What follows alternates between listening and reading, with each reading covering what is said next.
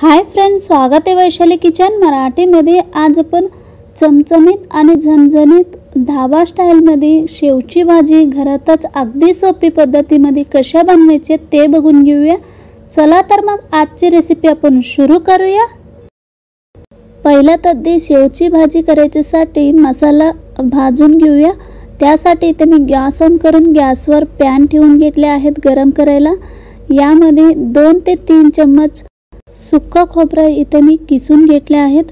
व्यवस्थितपणे पॅन मध्ये सुक्का खोबरं टाकल्यानंतर छानपैकी आपण भाजून घ्यायचे आहेत।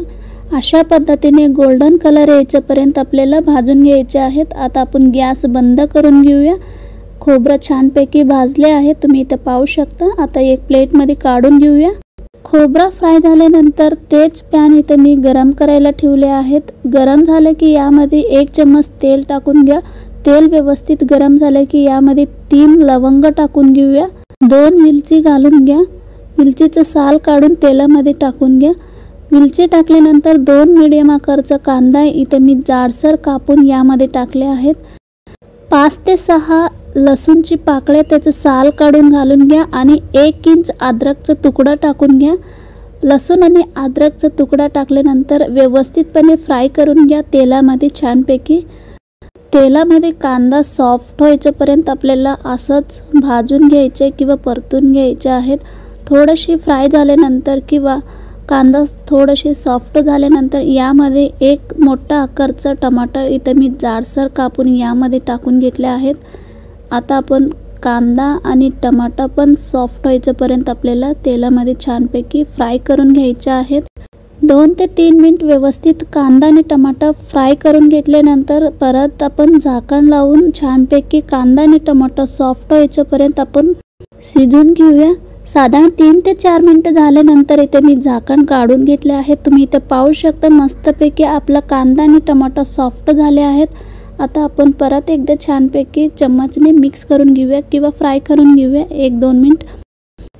फ्राय करून झाल्यानंतर कांदा आणि टमाटर आता आपण पूर्णपणे थंड करून घ्यायचे आहेत। कांदा आणि टमाटर थंड झाल्यानंतर मिक्सरच्या भांड्यामध्ये आपण वाटून घेऊया। पूर्णपणे इथे मी थंड करून घेतले आहेत। आता आपण मिक्सरच्या भांड्यामध्ये टाकतोय।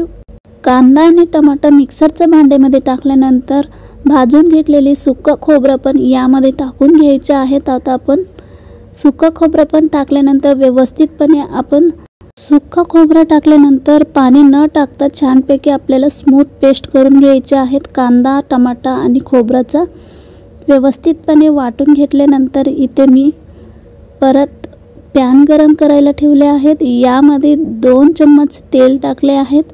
तेल व्यवस्थितपणे तापू द्यायचं। तेल व्यवस्थित तापले की यामध्ये 1 छोटा चम्मच मोहरी आणि 1 छोटा चम्मच जिरा टाकून व्यवस्थितपणे तेलामध्ये फ्राय करून घ्या। फ्राय झाल्यानंतर जिरा आणि मोहरी वाटून घेतलेली मिक्सरच्या भांड्यामधून मसाला टाकून घेऊया। आता यामध्ये मसाला टाकल्यानंतर छानपैकी आपण मसाला तेलामध्ये फ्राय करून घ्यायचे आहेत। आणि ही मसाला तेलामध्ये फ्राय करून घेताना जोपर्यंत मसाल्यामधून तेल सुटत नाही तोपर्यंत आपल्याला असंच फ्राय करून घ्यायचे आहेत। व्हिडिओ दाखवल्याप्रमाणे छानपैकी तेल सुटत आहे, तुम्ही इथे पाहू शकता। साधारण 5 ते 6 मिनिट लागतोय ही मसाला तेलामध्ये फ्राय करून घ्यायला। व्यवस्थितपणे तेल सुटले आहेत मसाल्यामधून, तुम्ही इथे पाहू शकता। आता आपण मसाला टाकून घेऊया। इथे मी पहिला तर लाल तिखट टाकतोय चवीनुसार। इथे मी 2 ते 3 चम्मच लाल तिखट टाकले आहेत आणि 1 छोटा चम्मच धनिया पूड टाकून घ्या। चम्मच गरम मसाला टाकून घेऊया। गरम मसाला टाकल्यानंतर व्यवस्थितपणे मिक्स करून घेऊया मसाला। इथे मी हळद नाही वापरले, तुम्ही पाहिजे तर 1 छोटा चम्मच हळद पण टाकून घ्या आणि व्यवस्थित मसाला छानपैकी मिक्स करून झाल्यानंतर आता आपण यामध्ये पाणी टाकून घेऊया। इथे मी मिक्सरच्या भांड्यामध्ये पाणी टाकून यामध्ये ओतून घेते, कारण मिक्सरच्या भांड्यामध्ये मसाला असले तर सगळं पाणीमध्ये येतोय। त्यामुळे मिक्सरच्या भांड्यामध्ये टाकून यामध्ये पाणी टाकून घेतले आहेत। आणि पाणी टाकून घेताना थंड पाणी नाही टाकायचं, कारण यामधून मसाल्यामधून चव निघून जातं। त्यामुळे थोडीशी कोमट किंवा उकळून पाणी यामध्ये टाकून घ्या। लास्टला आता आपण मीठ टाकून घेऊया चवीनुसार। इथे मी 1 चम्मच मीठ टाकले आहेत। मीठ टाकल्यानंतर व्यवस्थितपणे मिक्स करून घेऊया। मिक्स करून झाल्यानंतर आता आपण छानपैकी उकळू द्यायचं आहेत ही रस्सा भाजीला।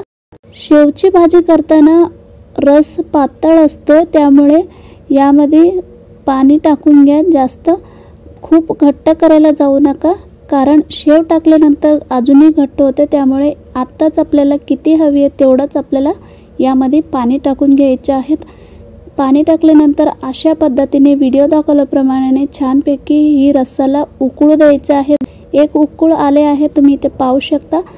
उकळून घेतल्यानंतर चम्मचने एकदा छानपैकी मिक्स करून घ्या। परत झाकण लावून 3 ते 4 मिनिट व्यवस्थित आपण गॅस मीडियम हाईटवरती ठेवून शिजवून घ्यायचे आहेत।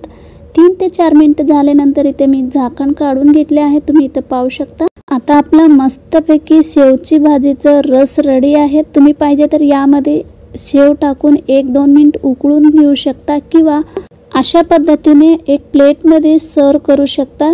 इथे मी एक प्लेटमध्ये पहिला तद्दी रस टाकतोय। शेवची भाजीचा रस किती हवी आहे तेवढा तुम्ही ही प्लेटमध्ये टाकून घ्या। वरून अशा शेव टाकून घ्या। इथे मी जाड शेव वापरले आहेत, तुम्ही कोणताही शेव वापरले तर चालेल। इथे मी अशा पद्धतीने रसमध्ये वरून शेव टाकत आहे। यामध्ये तुम्ही शेव किती हवी आहे तेवढा तुम्ही वापरू शकता। शेव टाकल्यानंतर इथे मी एक कांदा चिरून आणि एक लिंबूची फोडी ठेवली आहेत बाजूला याबरोबर खायला। आता आपला शेवची भाजी रेडी आहेत खायला। धाबा स्टाईलमध्ये घरातच अगदी सोपी पद्धतीमध्ये शेवची भाजी कशी बनवायची बघितलं ना मित्रांनो। तुम्हाला आजची रेसिपी कशी वाटली म्हणून मला नक्की कमेंट्समध्ये कळवा। आणि रेसिपी आवडली असल्या तर प्लीज लाईक, शेअर आणि सबस्क्राईब करायला विसरू नका। परत भेटूया एक असंच छान छान रेसिपी बरोबर। तोपर्यंत मस्त खा आणि मस्त राहा।